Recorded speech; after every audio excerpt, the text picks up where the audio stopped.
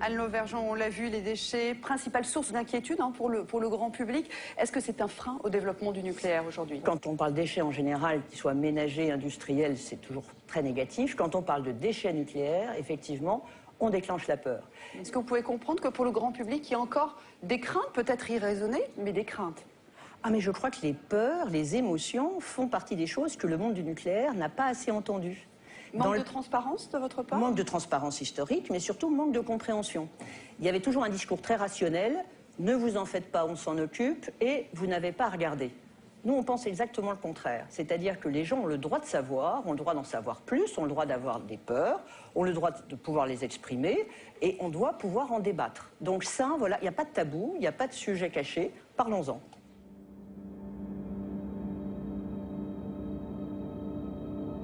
Parlons-en. Depuis qu'elle existe, l'industrie nucléaire donne le sentiment de nager en eau trouble. Les efforts d'explication d'aujourd'hui ne suffisent pas à rassurer les populations. Un récent sondage de l'Union européenne révèle que les 3/4 des Européens ne croient pas ce que lui raconte l'industrie nucléaire. Au cœur de cette crise de confiance, la peur des déchets radioactifs. Alors parlons-en.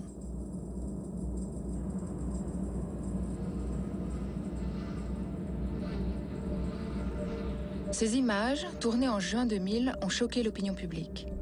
Elles ont révélé le problème que posent les déchets nucléaires. Certains fonds marins sont tapissés de fûts radioactifs éventrés. Que contenait-il exactement? Les déchets les plus dangereux naissent au cœur des réacteurs nucléaires. Pour alimenter une centrale, des assemblages d'uranium, un minerai radioactif, sont placés dans le cœur du réacteur. L'uranium est le combustible d'une centrale. Dans ces assemblages, l'uranium réagit.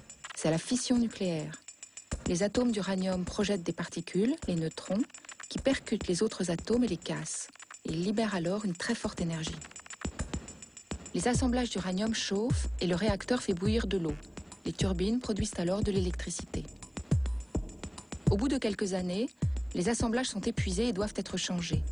On les retire du réacteur pour les mettre dans des piscines où ils vont refroidir plusieurs années. Ils sont devenus un déchet radioactif. À l'intérieur des assemblages, de nouveaux éléments sont apparus comme des gaz et des métaux à qui on a donné des noms parfois étranges. Le plutonium, le césium, l'américium, le krypton et bien d'autres. Leur durée de vie va de quelques fractions de secondes à plusieurs millions d'années. Ces déchets radioactifs sont dangereux et doivent être isolés. Tout ce qui entre en contact avec un élément radioactif est contaminé. Les tubes d'uranium sont donc des déchets, mais aussi tout ce qu'ils touchent. L'eau et les liquides, les bâtiments, les outils et les vêtements des travailleurs.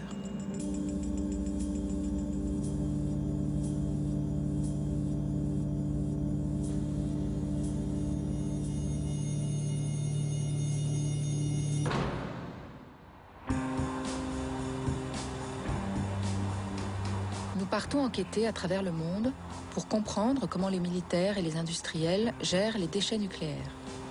Représente-t-il un risque pour les populations?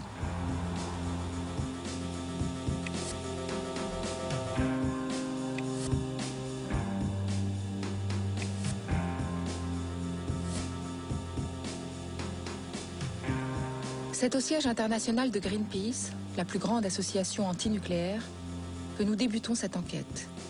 Ils sont les auteurs des images des fûts radioactifs éventrés au fond de la mer. L'ONG ouvre les portes de son trésor, ses archives vidéo.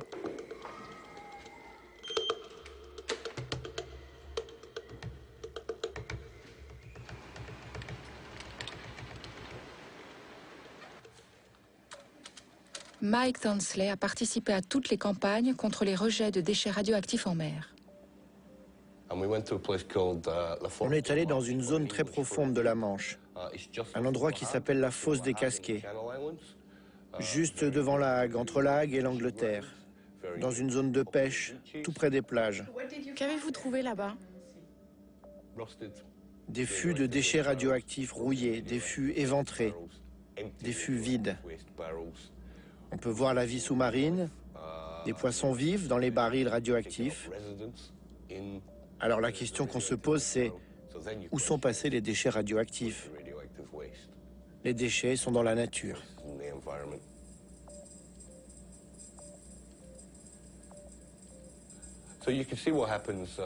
Là, vous pouvez voir ce que c'est devenu. Ça n'a pas disparu dans un grand trou noir au fond de la mer. Ça pollue la mer, ça arrive dans la chaîne alimentaire et ça risque de finir dans votre assiette. Ces particules radioactives qui peuvent se retrouver dans la chaîne alimentaire sont-elles dangereuses? La radioactivité est un rayonnement qui peut pénétrer dans le corps. L'homme est soumis en permanence à une faible radioactivité naturelle, par exemple en prenant l'avion ou en se promenant sur des zones granitiques. Il est atteint plus fortement lors de l'explosion d'une bombe atomique ou en se retrouvant à côté d'une source radioactive. C'est l'irradiation. Mais il risque aussi de consommer de l'eau et des aliments contaminés ou de respirer des gaz et des poussières radioactives. Les particules irradiantes se fixent alors sur les organes. C'est la contamination. Le rayonnement radioactif est similaire à un mitraillage d'électrons. En pénétrant dans le corps, il casse les molécules d'ADN. Si l'irradiation est faible, le corps arrive parfois à réparer l'ADN. Mais lorsque le rayonnement est trop important, il n'y arrive plus. Les molécules cassées peuvent alors entraîner des maladies digestives, cardiovasculaires, ou, plus grave, des cancers ou des anomalies génétiques. Tous les rejets de particules radioactives dans l'environnement peuvent donc être nocifs. Est-ce que c'était une pratique courante à l'époque? Tout le monde le faisait. Les Anglais, les Français, les Américains, les Russes, les Japonais. Toute l'industrie nucléaire jetait ses barils de déchets radioactifs à la mer. C'était l'époque où ça n'intéressait personne. La mer était juste considérée comme la plus grande poubelle du monde.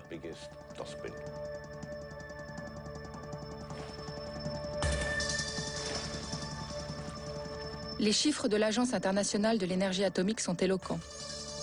En moins de 50 ans, les pays nucléarisés ont immergé plus de 100 000 tonnes de déchets dans les différents océans. Les Britanniques ont, à eux seuls, rejeté 80% du total. Et la Suisse, qui n'a pourtant aucune côte, arrive seconde au palmarès.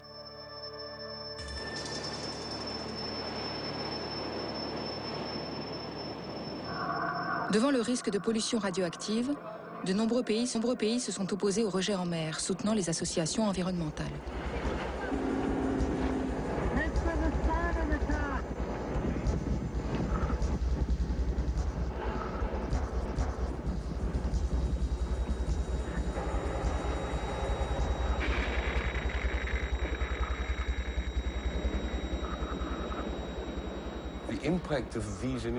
Grâce à l'impact de ces images, on a fini par remporter une victoire. Et ça a pris encore 10 ans avant qu'on gagne définitivement la campagne. Et on a réussi à arrêter les rejets en mer de déchets radioactifs à partir de bateaux. En 1993, un traité des Nations Unies a finalement interdit l'immersion de tout déchet nucléaire. La France est la dernière à signer l'accord. Cette interdiction est une victoire pour la protection de l'environnement. Mais de nombreuses zones d'ombre existent encore sur la gestion des déchets radioactifs. Le nucléaire a été développé par l'armée et il est très difficile de savoir ce qu'ils ont fait avec les déchets. Beaucoup d'informations sont protégées par le secret militaire.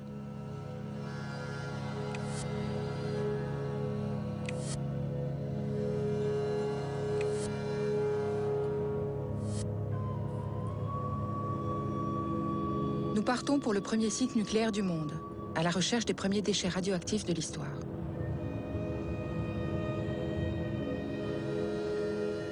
En 1942, en pleine Seconde Guerre mondiale, le site de Hanford est choisi par l'administration Roosevelt pour développer l'arme nucléaire.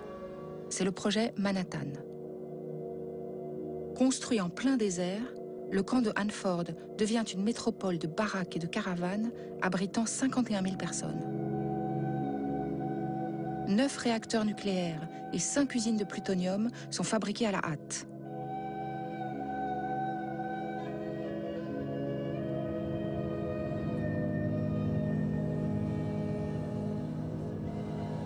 Le lieu historique de Hanford apparaît aujourd'hui comme un vaste territoire à l'abandon entouré de barrières.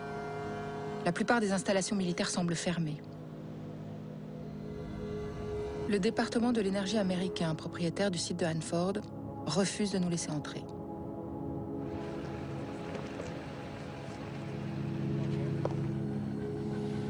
Nous retrouvons Tom Carpenter, le responsable de Hanford Challenge, une association locale. Tom nous propose d'approcher le site par le seul accès possible sans autorisation, la rivière Columbia.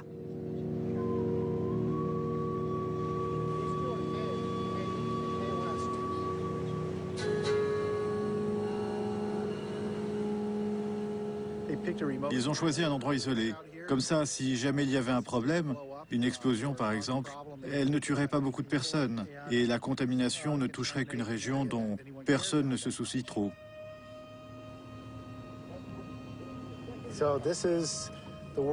Ça, c'est le premier réacteur nucléaire créé aux États-Unis. Il a été construit en 1943 pour produire le plutonium des armes nucléaires. On l'appelle le réacteur B. Il a fabriqué le plutonium pour la bombe de Nagasaki.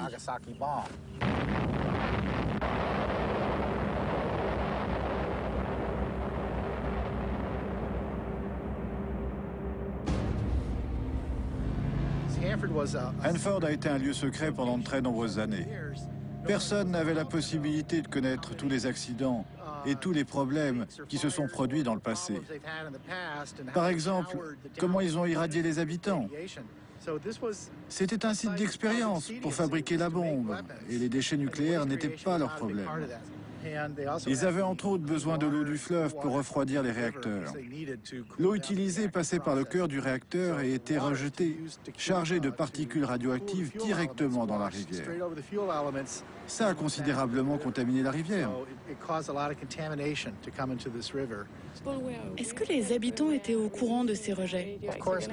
Bien sûr que non. C'était un secret, couvert par le projet Manhattan et par l'armée américaine.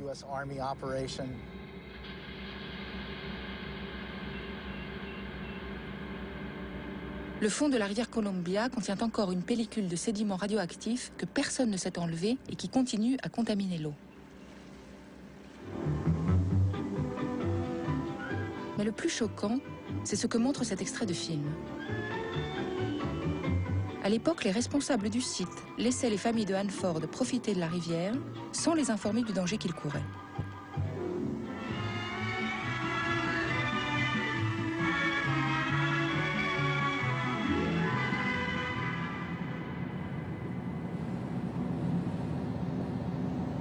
Alan Bolt habite la petite ville de Richland, à quelques kilomètres du site. Il était l'un des ingénieurs nucléaires de Hanford. Je suis arrivé à Hanford en 1963.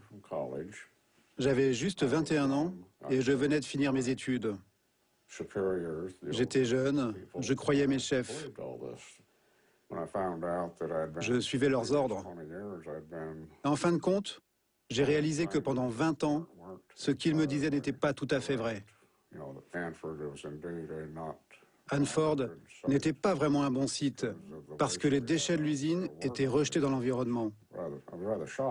J'étais très choqué par les fortes concentrations des produits chimiques. En 20 ans, ils ont construit tout ça et ça a foutu le bordel.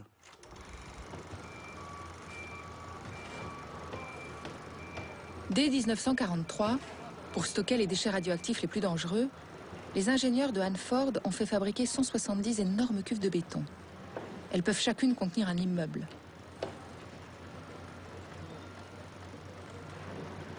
Ces cuves ont ensuite été enfouies dans le sol pour réduire les risques. Cette solution de stockage devait être provisoire. Malheureusement, les ingénieurs ont découvert dans les années 80 que 60 cuves de déchets fuyaient, contaminant la nappe phréatique. Aujourd'hui, il reste encore 200 millions de litres de mélasse très radioactive qu'il faut neutraliser au plus vite. Des caméras placées à l'intérieur des cuves nous les font découvrir.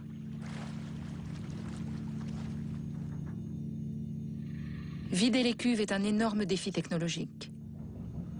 Une usine pour piéger les déchets dans du verre est actuellement en construction.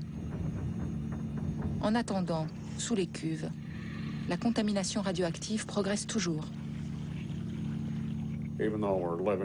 Même si on vit dans le désert et qu'il ne tombe que 15 cm de pluie par an, le peu d'eau qu'il y a pousse les déchets radioactifs vers la nappe phréatique.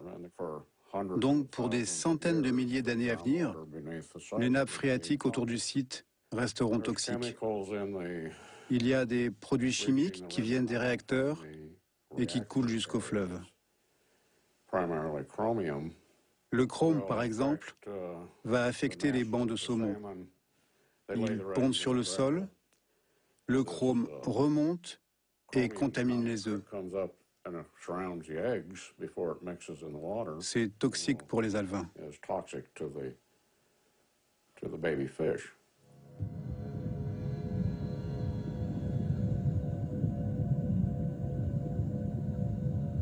Les craintes d'Alan Bolt ne sont pas imaginaires.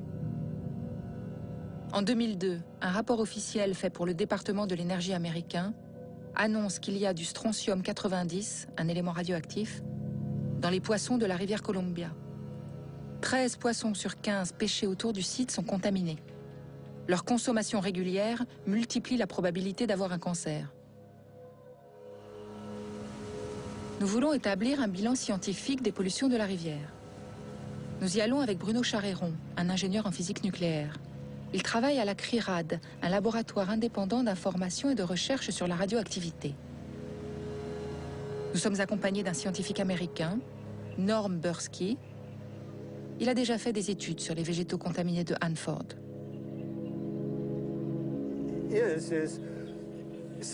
Ici, c'est l'endroit le plus contaminé du monde occidental.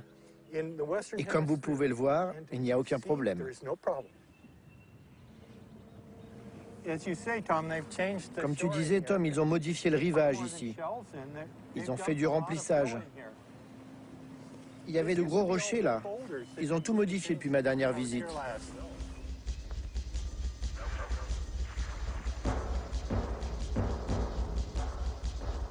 La dernière fois que Norm est venu faire des prélèvements, le département de l'énergie américain a très mal réagi. Les agents de sécurité l'ont arrêté.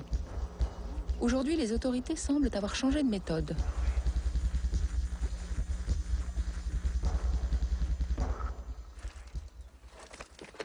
Les arbres contaminés ont été coupés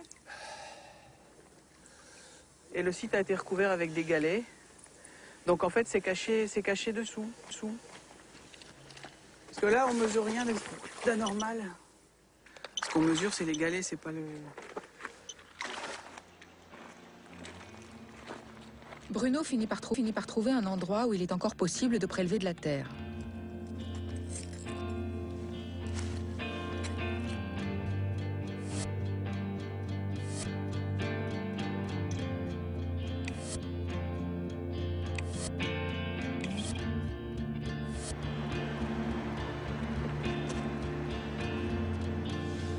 Au laboratoire de la CRIRAD, l'équipe scientifique analyse la terre et l'eau de la Columbia River.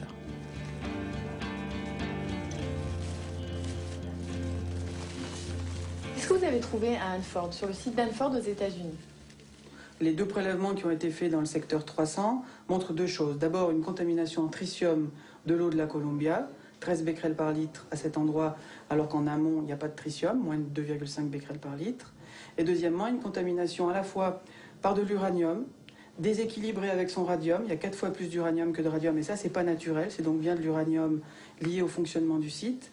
Et puis de l'europium-152, qui est un élément artificiel. Le site de Hanford reconnaît une contamination, par exemple, par du tritium dépassant les limites de potabilité, de 121 km² de surface d'eau souterraine. En clair, ce site continue à fuir en permanence, à entraîner des éléments radioactifs dans les eaux souterraines qui progressivement migrent vers la Columbia River parce que pour certains d'entre eux, iode 129 et technétium 99, il n'y a pas de méthode de décontamination opérationnelle.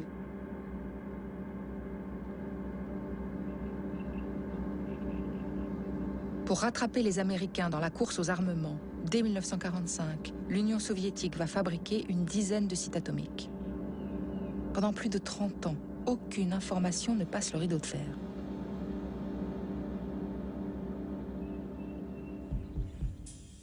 En 1976, Jorès Medvedev, un dissident soviétique, révèle qu'il y a eu un très grave accident radioactif dans l'Oural, un Tchernobyl avant l'heure.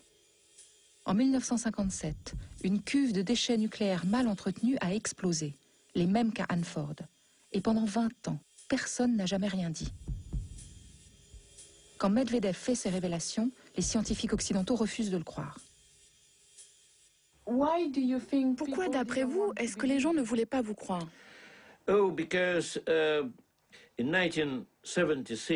Parce qu'en 1976, tous les pays occidentaux se posaient la question de développer ou non l'énergie nucléaire.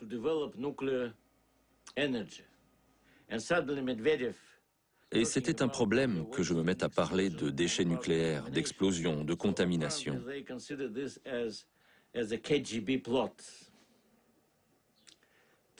Pour résoudre le problème que je leur posais, ils ont décidé de dire que c'était un complot du KGB, fait pour effrayer l'opinion publique occidentale. Le responsable des questions nucléaires en Grande-Bretagne a déclaré que ce que je disais était faux, que c'était impossible. En fait, la CIA savait que c'était vrai, mais elle gardait le secret. Pourquoi? Probablement pour la même raison. Ils ne voulaient pas causer de problème à l'industrie nucléaire. On leur avait conseillé de ne rien dire. Mais le problème des déchets existe toujours. Il existe bien au Japon, en Angleterre, aux États-Unis, en France, en Russie et dans d'autres pays. Et comment ils gèrent les déchets nucléaires, ça, nous l'ignorons. Nous partons en Russie. L'accident nucléaire de 1957 a eu lieu dans l'Oural, dans la région de Tcheliabinsk. Les informations précises sur cette explosion sont rares, et pour cause. Caché par la CIA, les Russes et toute l'industrie nucléaire, cet accident a révélé que les déchets radioactifs n'étaient pas seulement polluants, mais aussi explosifs. Le site nucléaire de Mayak est depuis 1946 le lieu de production des bombes atomiques russes. Le jumeau du site américain de Hanford. C'est une ville fermée, interdite aux étrangers. Pendant longtemps, elle ne figurait même pas sur les cartes et avait différents noms de code. La cuve de déchets qui a explosé en 1957 était à proximité de cette ville secrète. Ce lieu reste inaccessible.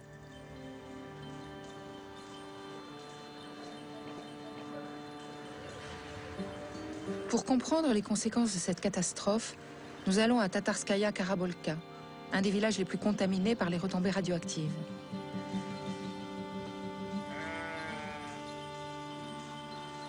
Gulshara Ismagilova avait 12 ans le jour de l'accident. Ce 29 septembre 1957, comme à chaque récolte, 1500 écoliers étaient dans les champs pour aider les ouvriers du kolkhoz. Qu'est-ce qu'on vous a dit à ce moment-là? Voilà comment ça s'est passé. Le 29, toute notre école était dans les champs. Soudain, vers 16 h, on a entendu une explosion très forte. Tous les vieux, tous ceux qui avaient connu la guerre, ont pensé qu'une nouvelle guerre éclatait, car l'explosion a été si forte que la terre a tremblé. Alors, on a vu du côté du village de Karabolka le ciel devenir noir, comme s'il était sale. Ensuite, ça a rempli complètement le ciel.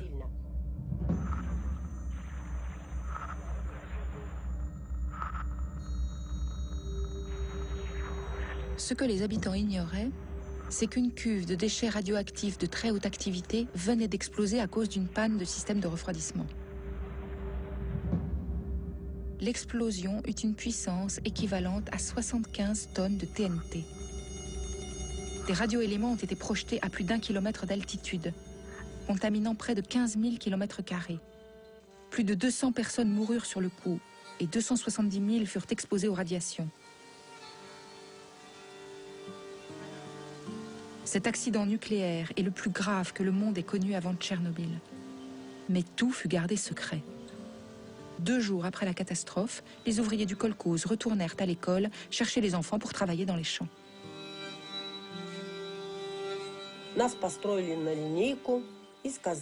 Ils nous ont fait nous mettre en rang et nous ont dit que le kolkhoz avait à nouveau besoin de notre aide pour la récolte. Ils ont même demandé aux petits, ceux de la première année, de venir. Quand on est arrivé, on a vu que les tracteurs avaient creusé des tranchées partout. Les paysans qui s'occupaient des élèves sont venus nous voir et nous ont dit « Vous voyez ces tas de pommes de terre? Prenez-les et jetez-les dans les tranchées. » Ils n'ont rien expliqué de plus. Nos enseignants ont demandé pourquoi il fallait enterrer la récolte. Ils ont répondu alors qu'on ne pouvait plus la consommer, car elle était contaminée. Mais par quoi? Personne ne l'a dit.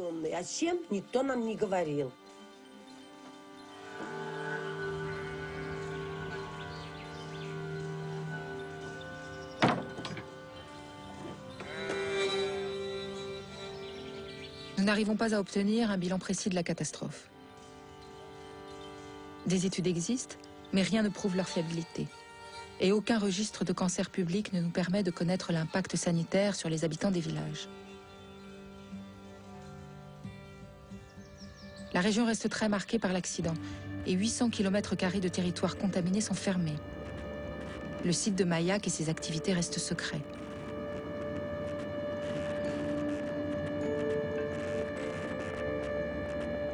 Voici quelques images qu'une équipe de journalistes avait réussi à faire dans les années 90. La transparence apportée par la perestroïka leur avait permis d'entrer sur le site. La réalité qu'ils découvrent alors est apocalyptique.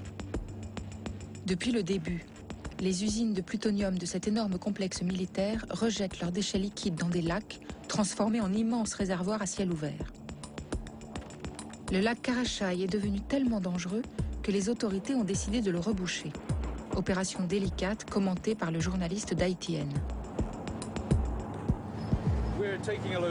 Nous transportons un chargement de pierres que nous venons de prendre à la décharge et nous l'apportons au lac Karachai.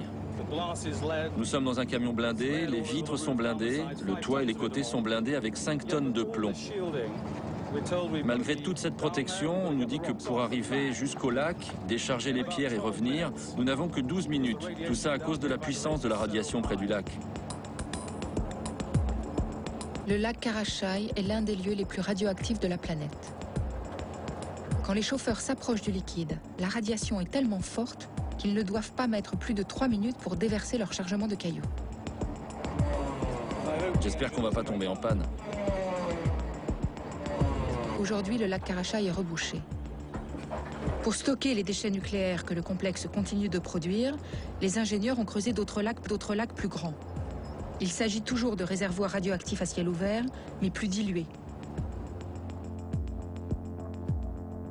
Nous découvrons cependant que les lacs de déchets sont à la source et contaminent le principal cours d'eau de la région, la rivière Tetcha. Elle alimente de nombreux villages avant de se jeter dans le fleuve Ob, qui traverse toute la Sibérie jusqu'à la mer de Kara.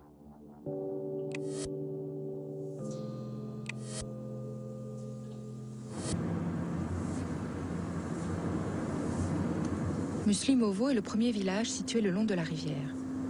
Pour enquêter sur la contamination de la région par les déchets radioactifs, nous y allons avec Christian Courbon, un scientifique du laboratoire de la CRIRAD. Il parcourt et mesure depuis 20 ans les zones irradiées de la planète.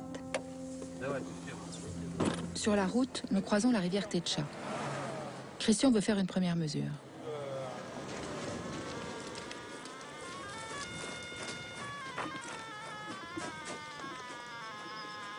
Oula, déjà c'est chaud là. Juste là. Juste au pied des escaliers, on est à 1400 chocs secondes. Ce qui est assez élevé. Le radiamètre permet de mesurer le niveau de radiation. Il indique que l'endroit est effectivement contaminé. Bon là, toujours au bord, là je suis à 2000 encore. Hein. Lisière de l'eau, 2004, 2006, 2008, 3000, 4000, 5000. C'est complètement pourri là. Là c'est hallucinant. 5000 chocs secondes, c'est 50 fois le niveau de radioactivité naturelle.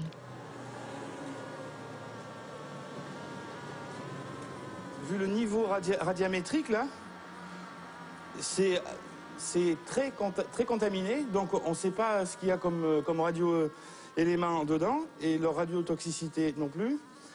Mais c'est très dangereux, donc il faut éviter d'y mettre les doigts et de se sucer les doigts ou de se toucher avec ça.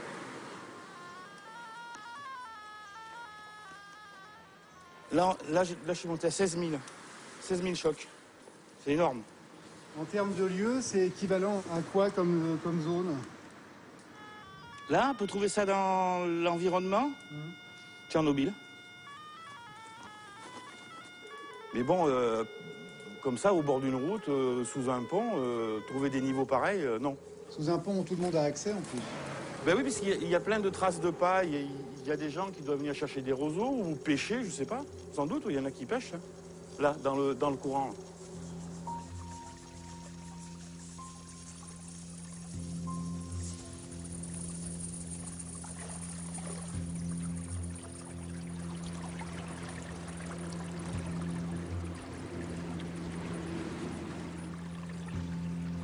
L'accès de cette rivière devrait être fermé. Je ne devrais pas pouvoir être là à ce moment, maintenant. C'est une poubelle nucléaire en pleine nature, avec des niveaux d'irradiation énormes. Je pense aux gens qui ont dû construire le pont neuf là à côté.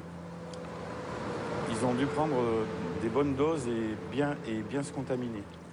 D'ailleurs, il faudrait qu'on parte là aussi pour limiter notre dose. Et c'est assez rare que ça m'arrive dans l'environnement de devoir quitter un lieu à cause de ça, quoi. À cause de...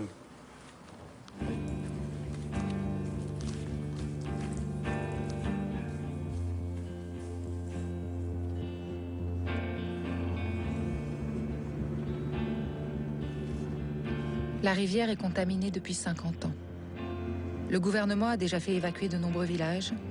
Muslimovo est le dernier. Les maisons y sont détruites une à une. Seules quelques familles vivent encore au milieu des ruines.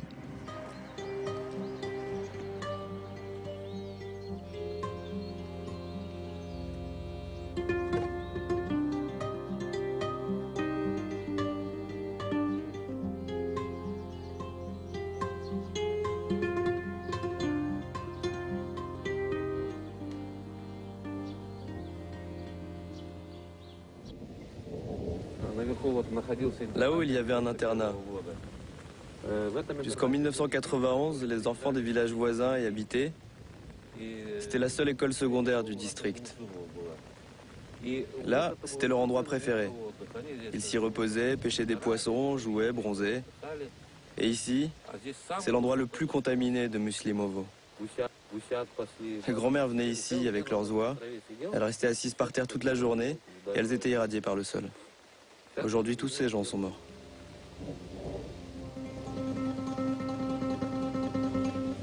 Comment les autorités ont-elles pu laisser les enfants et tous les habitants du village sans les informer des dangers? L'internat a fermé et en 1993, le gouvernement de Boris Eltsine a décidé de dire la vérité. L'époque était à l'ouverture et au changement. La Russie avait des envies de transparence, oubliées depuis. Alexei Yablokov est un homme politique russe. Membre de l'Académie des sciences, il était le conseiller du président Eltsine sur les questions d'écologie.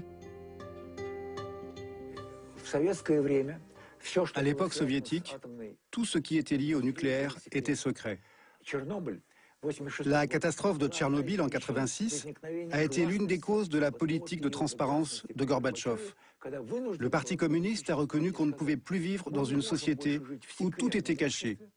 C'était dangereux, il fallait révéler certains secrets. L'industrie nucléaire a commencé à dire la vérité. Entre autres, Mayak était une entreprise secrète. Personne ne savait ce qui se passait là-bas. Les accidents ont été totalement cachés. On savait, grâce à certaines rumeurs, qu'il y avait là-bas des choses graves tenues secrètes. Les catastrophes de Mayak ont eu un impact sur la vie de dizaines de milliers de personnes. Alors nous avons commencé à en parler.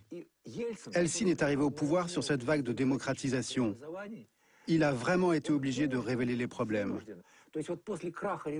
Après la chute d'un régime politique, il y a toujours une courte période où le gouvernement dit la vérité. C'est ce qui s'est passé en Russie entre 91 et 95. Après, ça s'est à nouveau refermé.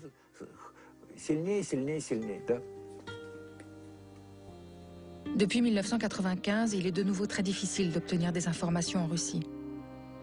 À Muslimovo et le long de la rivière Tetcha, il reste aujourd'hui une génération entière sacrifiée au nom du secret nucléaire. Le gouvernement propose 1 million de roubles aux habitants pour quitter le village, soit environ 20 000 €. Ces indemnités ne permettent pas à tous de partir. Certains ont décidé de s'accrocher à cette terre qui est la leur. Combien de personnes de notre village sont déjà mortes de cancer? Mais qu'est-ce qu'on peut faire? Où aller? Avec nos petites retraites, nous resterons vivre ici jusqu'à notre mort, on n'a pas le choix. Est-ce qu'on vous a expliqué ce que vous pouviez consommer? Ils disent qu'il faut amener tout de l'extérieur. Mais comment faire sans mon potager? Qu'est-ce que je peux acheter avec 80 € par mois? Et votre lait, vous le buvez souvent? Oui, c'est notre lait. Comment on pourrait ne pas le boire? Ils ont fait des examens, ils ont analysé le lait, l'eau, mais on n'a pas eu de nouvelles. Qu'est-ce que c'était comme analyse? C'est un service de contrôle sanitaire qui vérifie ce que l'on mange. Presque tous les ans, ils viennent faire des analyses. Est-ce que vous avez eu les résultats? Ils ne nous disent rien, ils font des analyses pour eux. Nous faisons un prélèvement que nous envoyons au laboratoire. Les analyses que nous recevons sont sans équivoque. Le lait est contaminé.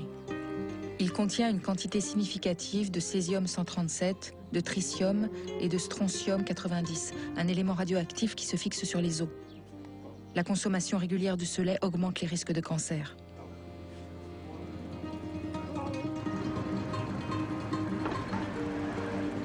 À Tcheliabinsk, la grande ville voisine, se trouve le FIP, l'hôpital spécialisé dans le nucléaire qui analyse le lait et où la population passe régulièrement des examens, sans jamais connaître les résultats.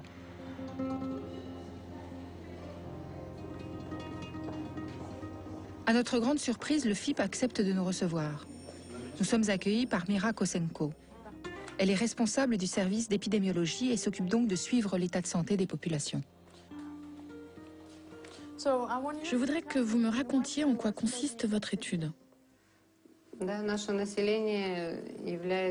Notre population est malheureusement un cas unique, car elle a subi l'impact de la radioactivité dans le milieu naturel. Les résultats des premières études ont été confirmés par nos recherches actuelles.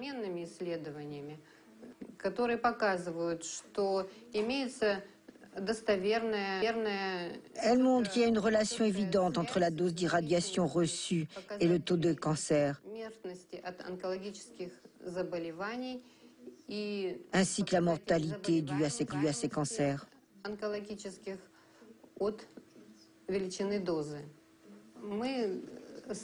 Nous avons constitué un groupe d'individus comprenant des habitants des villages situés sur les bords de la Tetcha.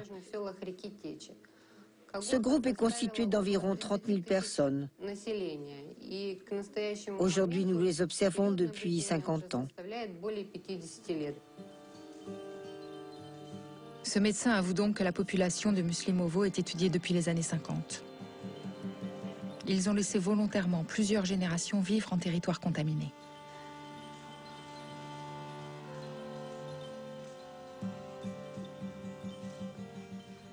Les habitants de Muslimovo n'ont pas d'autre choix que de venir ici, chercher un maigre espoir de guérison. Ils nous utilisent comme des cobayes. Ils ont érigé un monument à Kourtchatov, et nous, il ne nous reste que des croix.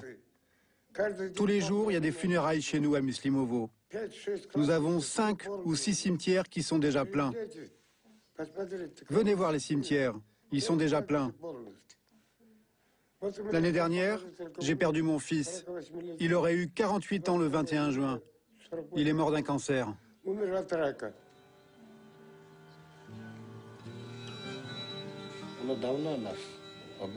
Il aurait fallu nous prévenir depuis longtemps. Et puis nous déplacer. Nous vivons là-bas comme des cobayes. C'est peut-être pour ça qu'ils nous laissent vivre là-bas. C'est notre destin.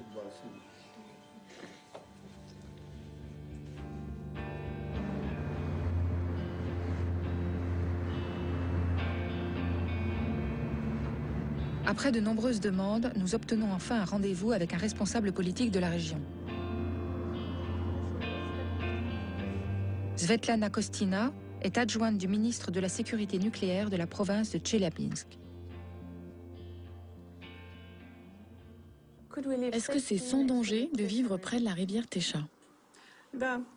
Oui. Aujourd'hui, il n'est pas dangereux d'habiter sur les bords de la rivière Techa.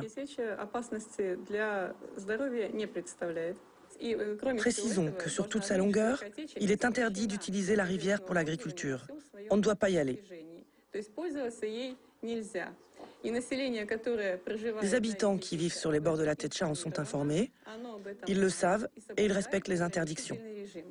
Est-ce qu'il ne faut pas interdire aux gens d'habiter là-bas? Aujourd'hui, il n'y a pas de raison juridique liée au niveau de l'irradiation ambiante qui obligerait à évacuer les populations. Comme je l'ai déjà dit, le niveau de radiation est descendu sous le niveau défini par les normes internationales. Il n'y a donc aucune raison d'interdire aux populations de vivre là-bas. Officiellement, il n'y a donc pas de problème.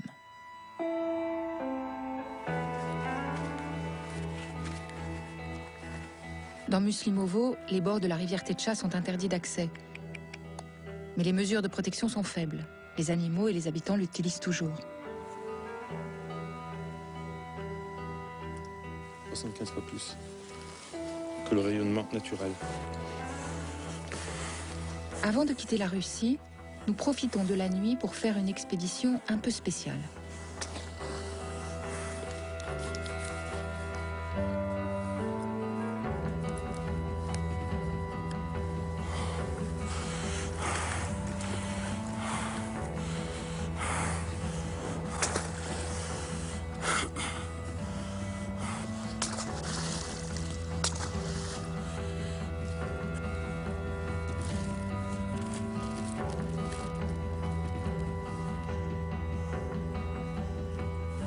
C'est gros ou pas? Ouais. Ouais? Super.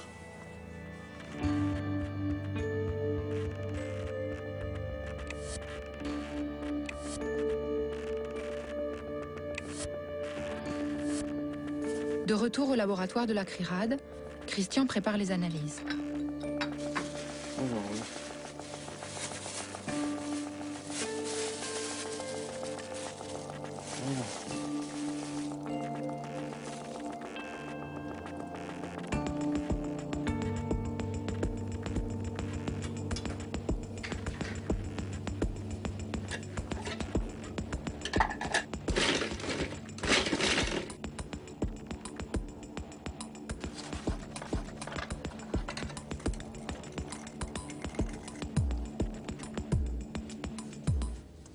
Donc ça, c'est la terre que tu as prise sous le pont. Hein. Ça, c'est la terre de berge T1, sous le pont de la route M5. Bon, on va faire un premier comptage tout de suite et puis on l'affinera dans les jours qui viennent. Voilà.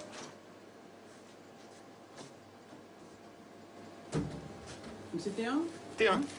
Ok. Les échantillons sont placés dans une chaîne de comptage. Ici. Elle va mesurer leur niveau de radioactivité et détecter la présence de certains radioéléments.